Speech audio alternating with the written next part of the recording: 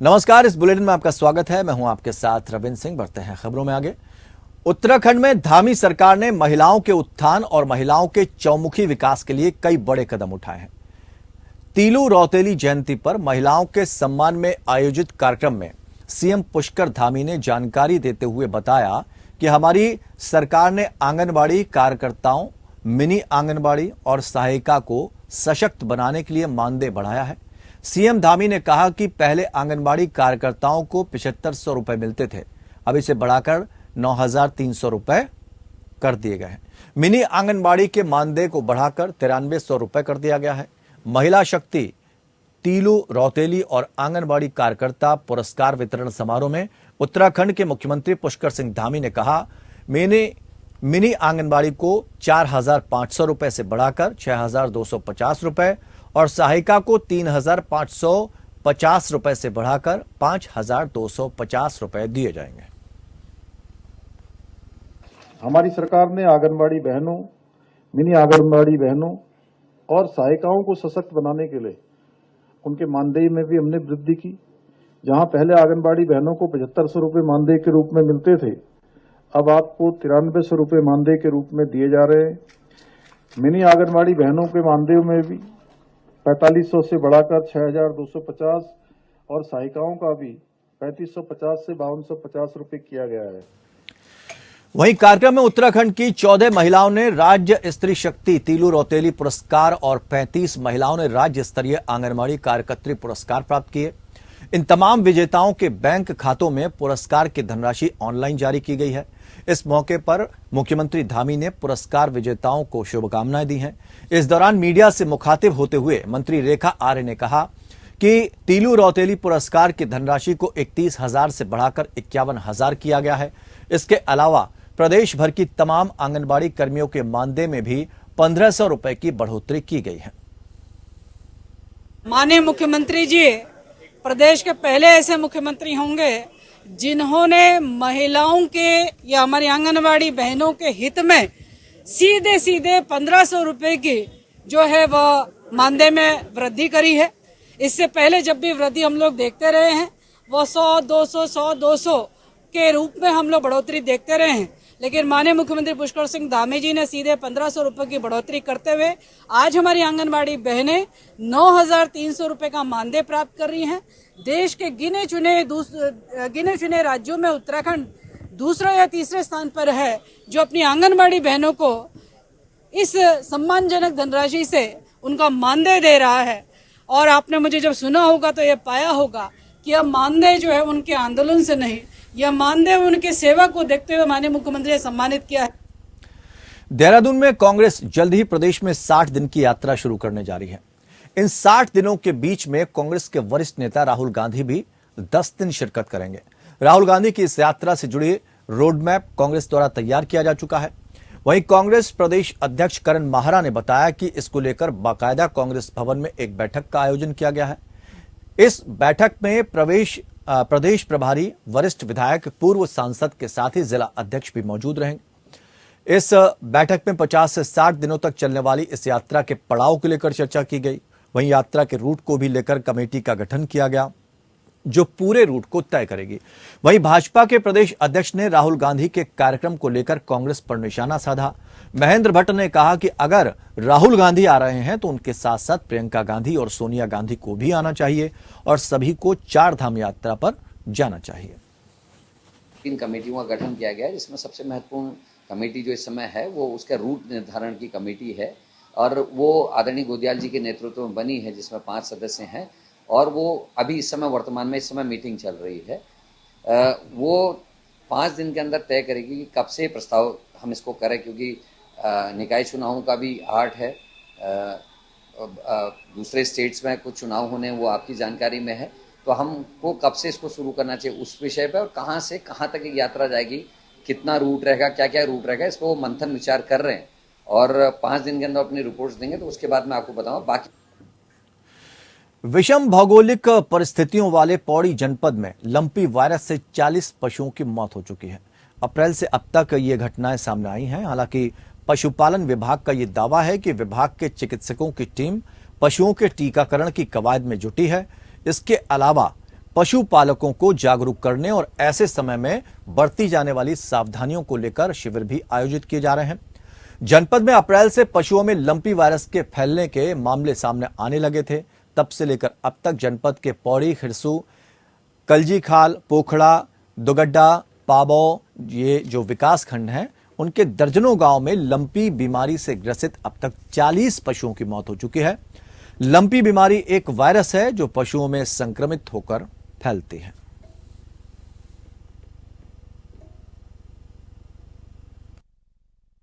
पिछले वर्ष 1-1.5 वर्ष से जिले में चला आ रहा है। पिछले वर्ष जो हमारे राज्य की सीमा से लगा हुआ विकास खंड है दुगड्डा, उसमें ये बहुत अधिक इसने अपना प्रभाव दिखाया था।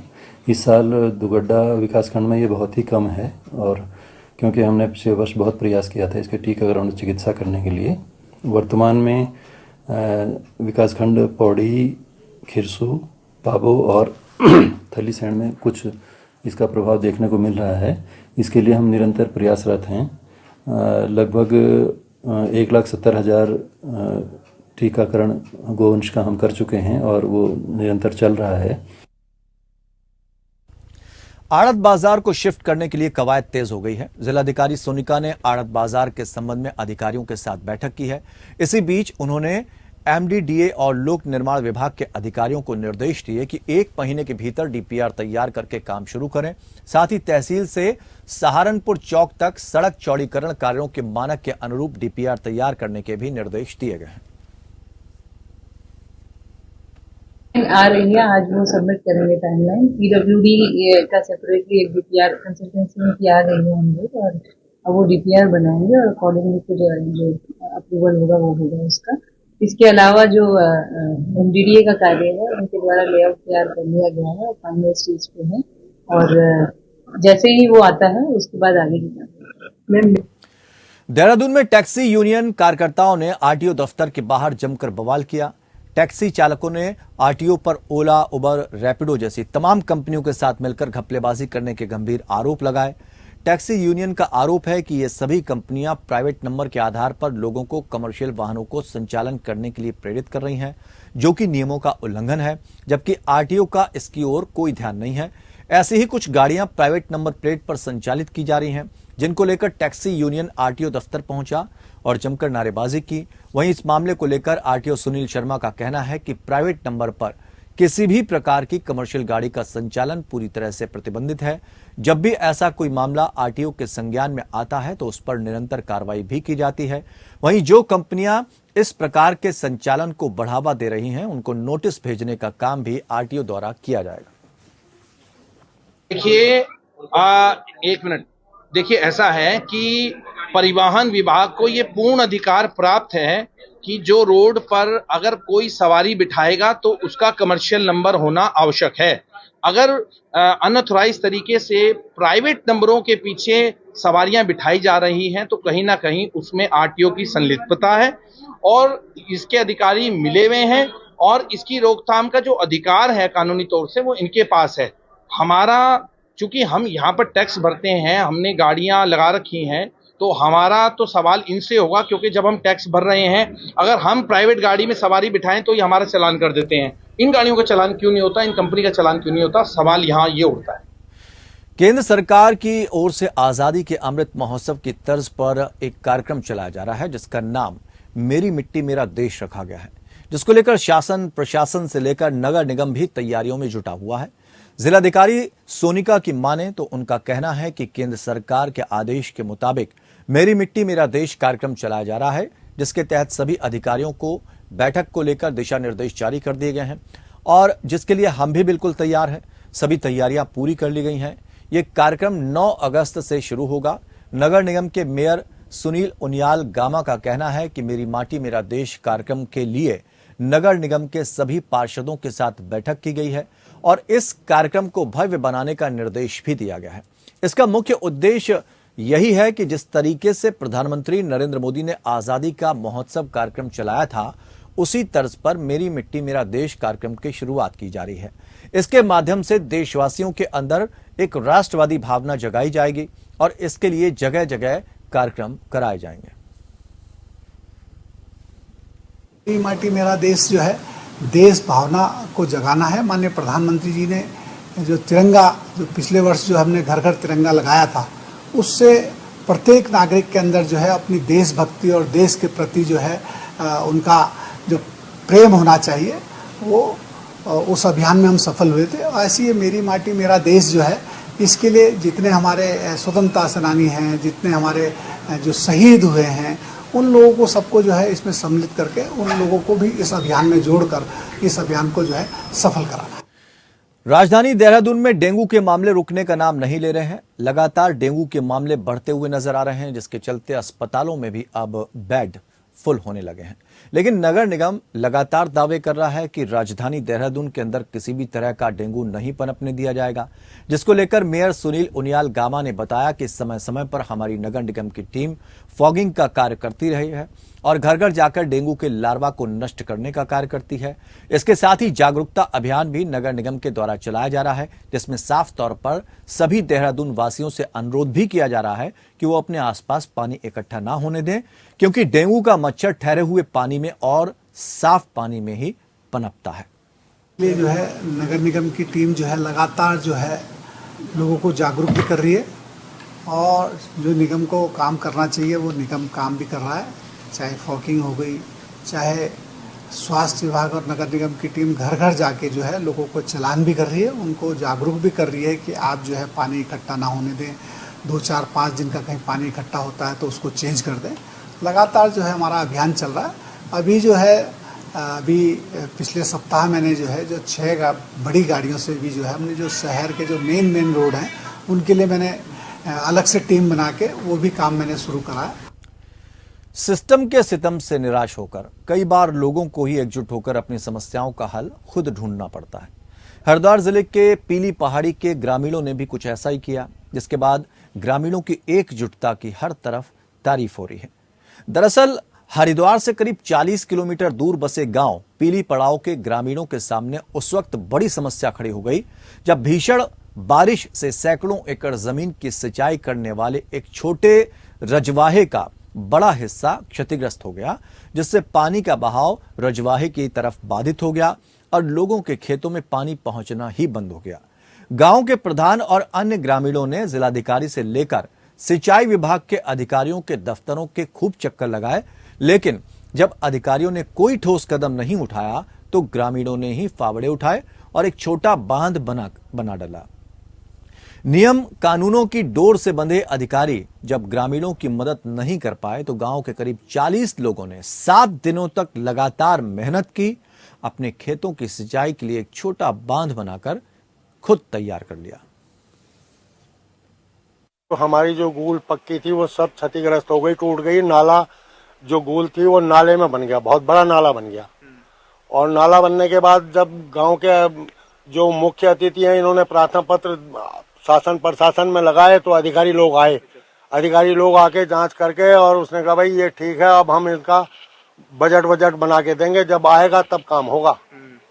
तो फिर गांव में धान की स्थिति है, धान बुआई चल रही है और गांव वालों ने 20 रुपए प्रति बीघा जमीन का टैक्स लिया आपस में ही, और उसके बाद 70-80 आदमियों ने मिलकर श्रमदान करा और इस गूल को चालू कर दिया। रुद्रप्रयाग गौरीकुंड हाईवे पर भारी भूस्खलन हो गया, जिसकी वजह से हाईवे पर रामपुर में होटल एक जमींदोज हो गया। इस दौरान अगस्त्यमुनि से सोनप्रयाग के बीच हाईवे भी कई जगहों पर बाधित रहा।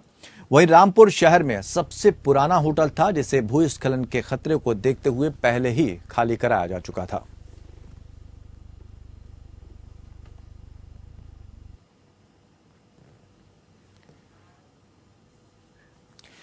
बाजपुर में पुलिस ने एक ऐसा खुलासा किया जो कि चर्चा का विषय बन गया।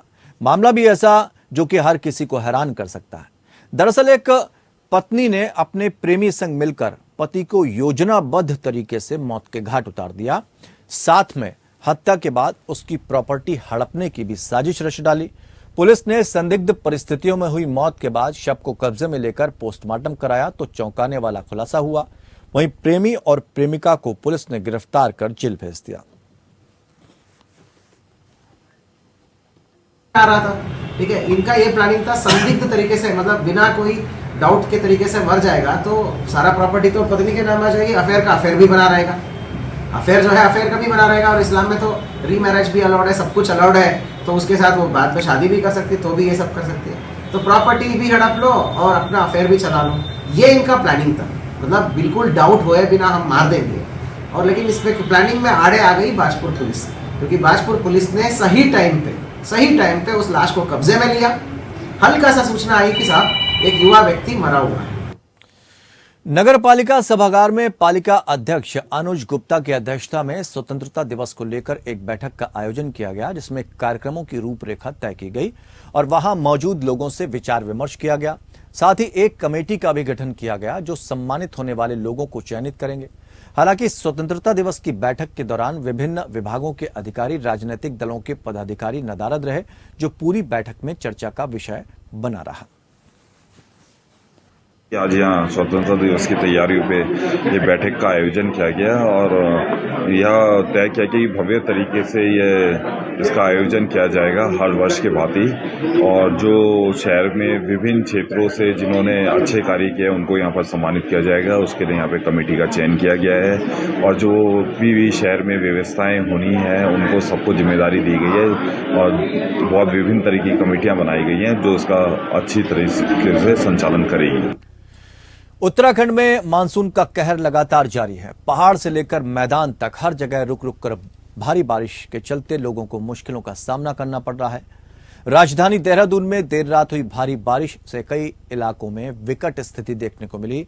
सहस्त्रधारा रोड पर सड़क पर भारी जल भराव देखने को मिला, तो वहीं टपकेश्वर महादेव मंदिर में तमसा नदी उफान पर आने से पानी घुस गया। अन्य कई क्षेत्रों में वर्षा के कारण जीवन प्रभावित रहा। पहाड़ी क्षेत्रों में हो रही भारी बारिश से पहले ही देहरादून के नदी नाले उफान पर आ रहे थे। वहीं देर शाम हुई भारी बारिश से सहस्त्रधारा रोड पर आईटी पार्क के रपटे में भारी मात्रा में पानी आने से आवाजाही पूरी तरह ठप हो गई। भारी बारिश से सहस्त्रधारा रोड आईटी पार्क के पास सड़क पर नजारा ऐसा दिखा कि सड़क नदी में तब्दील हो गई।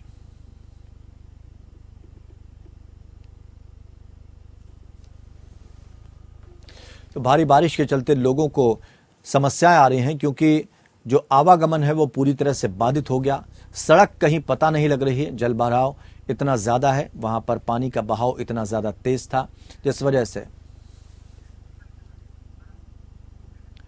तो इस बुलेटिन में फिलहाल इतना ही, लेकिन खबरों का सफर लगातार जारी रहेगा। जुड़े रहिए हमारे साथ।